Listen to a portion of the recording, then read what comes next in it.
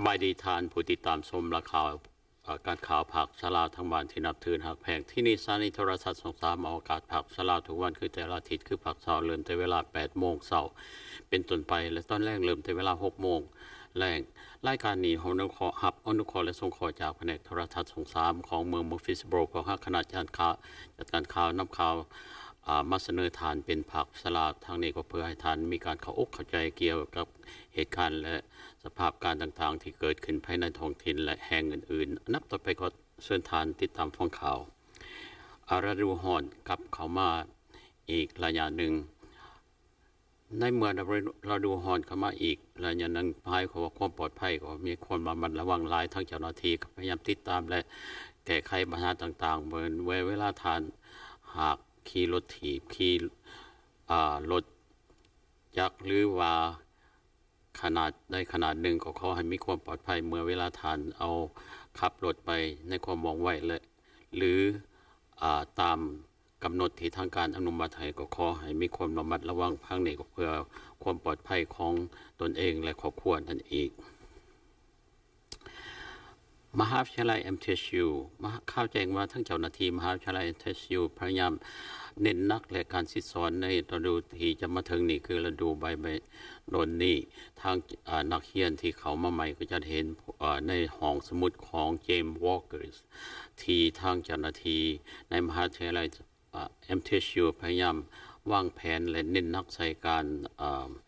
เรื่องเครื่องใส่คือว่าเทคโนโลยีรุ่นใหม่หรือว่าที่พาให้นักเรียนที่ว่าได้ประสบและหับหูและเรียนหูในขั้นต่อไปแล้วก็เพื่อให้เขาเข้าใจในการทำเรียนต่อไปที่ทางการได้วางแผนไว้เพื่อให้พวกเขาได้มีโอกาสทำเรียนอย่างสะดวกสบายในอนาคตเกี่ยวกับเรื่องน้ำคูเอทหมายความว่าเพื่อป้องกันเกี่ยวเวลาอากาศร้อนข่าวแจ้งว่าทั้งเจ้าหน้าที่พยายามศึกษาและพิจารณาเกี่ยวกับเรื่องการใส่น้ำคูลเอทเป็นโครงการอันหนึ่งที่ว่าได้เริ่มมาในปี1980เพื่อให้ใส่สำหรับผู้ที่มีอายุสูงและ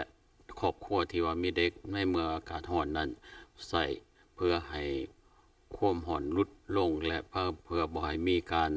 เจ็บเป็นหรือว่าสะท้อนแก่ความร้อนเวลาเกิดขึ้นนั่นเอง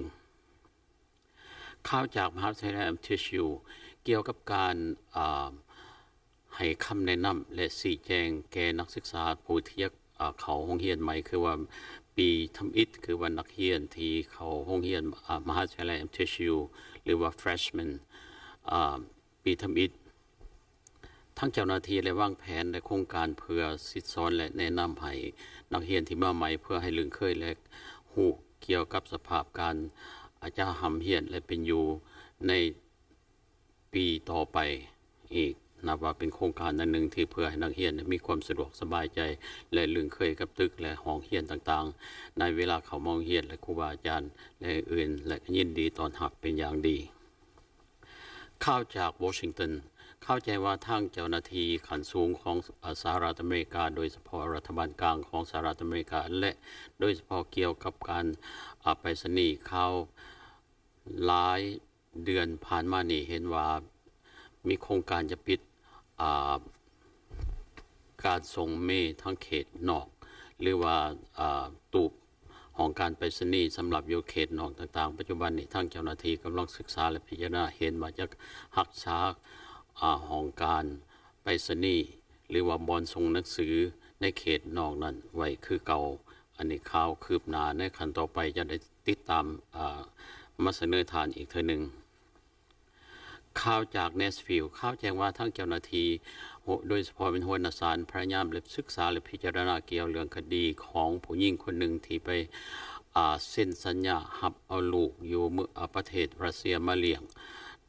ดังหลายๆทานในข่าวที่ดังไปทั่วแห่งในสหรัฐอเมริกาว่าหญิงคนหนึ่งที่ว่ามาจากเมืองเชลวิลล์รัฐเทนเนสซีนี่ได้ครับเอาลูกมาเมื่อเด็กมาอยู่นำระยะหนึ่งรู้สึกว่าผู้เป็นแม่ได้ส่งสื่อปียนต์เที่ยวเดียวให้เด็กคนนั้นกลับไปประเทศของตนปัจจุบันนี้ทางเจ้าหน้าที่ได้เอาขึ้นศาล และบังคับให้คนนั้นจ่ายค่าเลี้ยง$150,000และค่าเลี้ยงประจำเดือนละ$1,000จนกว่าเด็กนั้นอายุถึงเกษียณจึงมีการหยุดการสูบเลี้ยงอันนี้เป็นข่าวหนึ่งที่ทางการเห็นว่าได้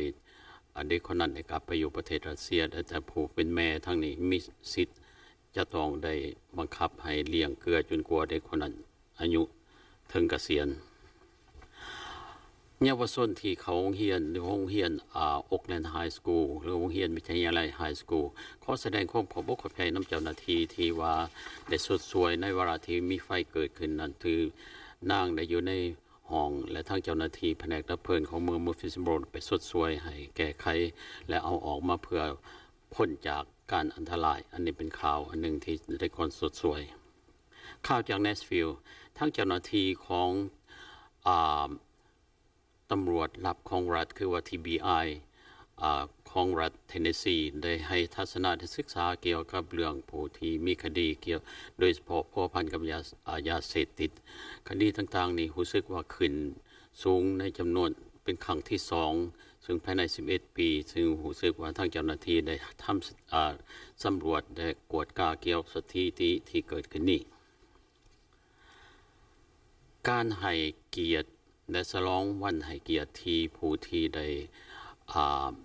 เป็นวีรบุรุษและเป็นผู้ใส่ศาสตร์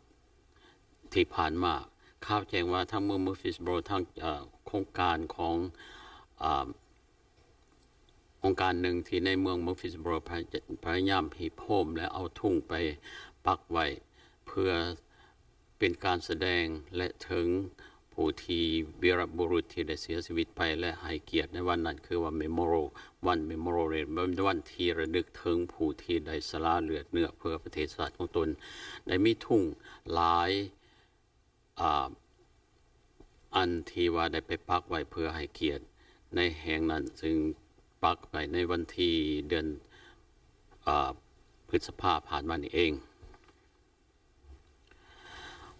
โรงเรียนปฐมหอบเกิดข่าวแจ้งว่า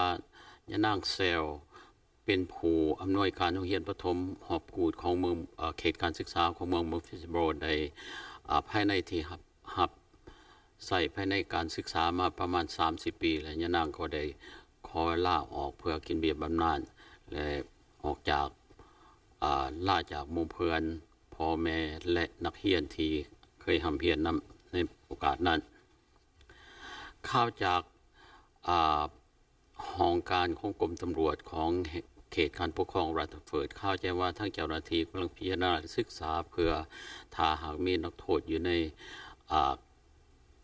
ห้องการหรือว่าอยู่ในที่กักขังนักโทษนั้นในโอกาสต่อไปจะได้ใส่การเยี่ยมยามนักโทษโดยที่ว่าใส่กองซองเบิงหรือว่าพ่อพันธุ์ทั้งกองที่ว่าเพิ่นจะจัดให้ทั้งนี้เพื่อจะบ่ได้มีการเยี่ยมยามตนเองกับผู้เป็นนักโทษหรือครอบครัวเพราะฉะนั้นจะได้เบิ่งทางหน้ากล่องของทีวีนั่นเองเพื่อให้ผู้ได้เยี่ยมยามและมีโอกาสได้สนทนาเกี่ยวกับผู้ที่อยู่ในที่นั้น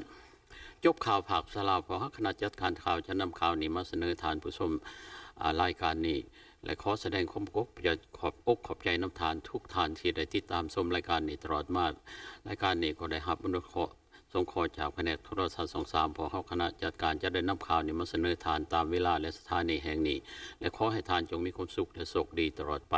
ถ้าหากทานยังอยู่ในการเป็นป่วยอยู่ที่โรงพยาบาลหรือแห่งใดแห่งหนึ่งก็ขอให้ทานจงหายและทรงเศร้ากลับไปอยู่กับครอบครัวของทานอีกพบกันใหม่ตามเวลาในสถานแห่งนี้ขอลาก่อนสบายดี